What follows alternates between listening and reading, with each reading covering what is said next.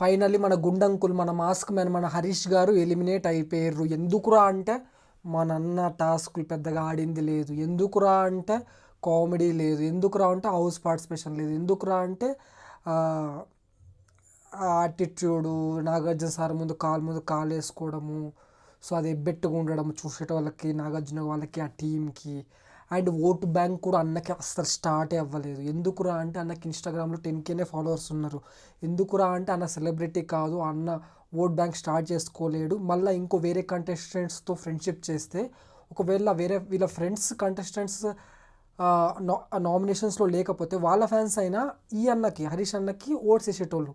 So మనోడికి friends లేరు, ఫాలోయింగు లేదు. పోనీ టాస్కులు తోపాడతా అంటే టాస్కులు తోపాడతలేడు.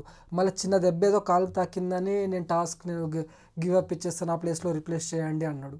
అది చిన్న దెబ్బనో పెద్ద దెబ్బనో, మన పవన్కి అయితే ఇక్కడ చేయి దగ్గర మస్తు దెబ్బలు తాకినాయి. శ్రీజాకి అయితే ఒళ్ళు హూనం అయ్యేలా ఆడుతుంది.